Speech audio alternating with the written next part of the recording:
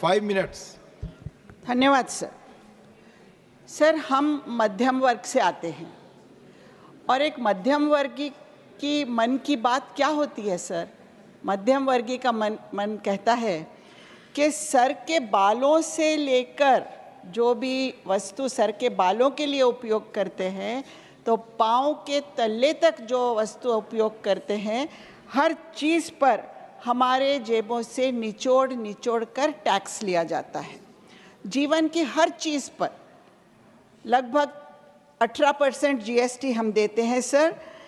Total एक मध्यम वर्गीय एक तो टीडीएस भरता है 20 से 30% और उसके बाद ये जीएसटी देता रहता है, तो लगभग अपनी इनकम से 48% टैक्स ये सरकार हमसे लेती है, ऐसा मध्यम वर्गीय का मन सोचता है। परंतु सर, अगर सरकार हमें ठीक से बिजली न दे तो हमें जनरेटर खरीदना पड़ता है, फिर जनरेटर पर हम जीएसटी देते हैं सर। और क्योंकि सरकार हमें मोटर पंप्स इसलिए यूज़ करना पड़ता है कि सरकार हमें ठीक तरह से पानी नहीं देती है, हमें अच्छे दर्जेदार स्कूल सरकारी नहीं मिलते हैं, इसलिए प्राइवेट स्कूल में हमें अपने बच्चों को डालना पड़ता है। अगर हमें अच्छी सुविधा स्वास्थ्य की अगर सरकारी दवाखानों में अस्पतालों में मिले तो हमें प्राइवेट हॉस्पिटल्स में जाने की नौबत नहीं आएगी।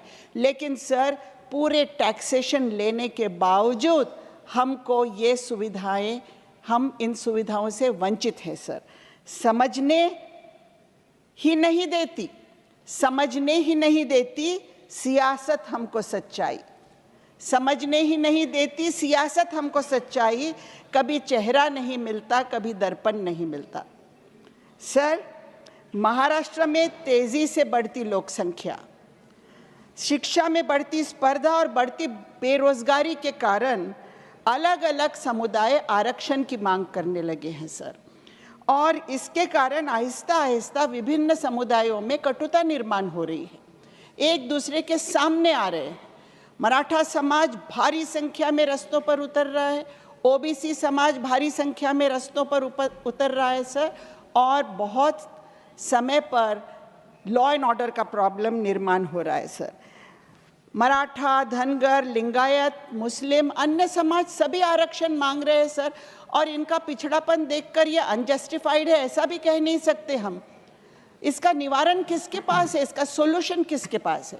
राज्य के पास तो नहीं है सर।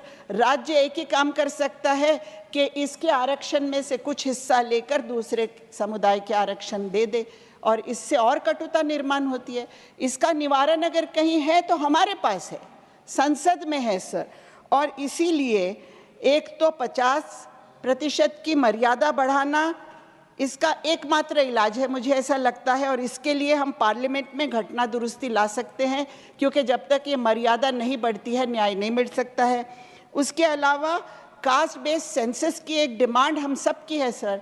मैं भी सरकार को रिक्वेस्ट करती हूँ कि इस परिस्थिति हम संसद में ही इसकी जवाबदेही हमारी है, और देश की एकता और शांति बहुत आवश्यक है, और ये बनाए रखने के लिए हमें ये करना होगा, क्योंकि कई परिस्थिति हाथों से न निकल जाए इसकी चिंता है सर। भारत का अमन और शांति बना के रखना, महाराष्ट्र की अमन शांति बना के रखना हम सब की जवाबदेही है सर। मैं मिनिस्ट्री ऑफ एजुकेशन की बात करना चाहती हूँ। In 24-25 the ministry has been allocated ₹1,20,628 crores. This is just 2.5% of the total budget, sir. Sir, this is a decrease of 7% from the revised estimate for 23-24.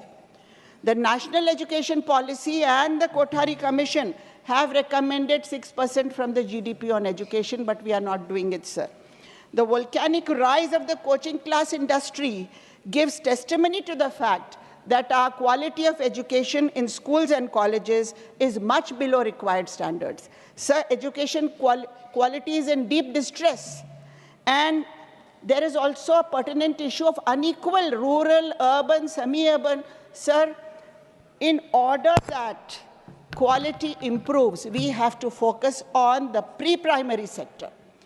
3 to 6 years, sir.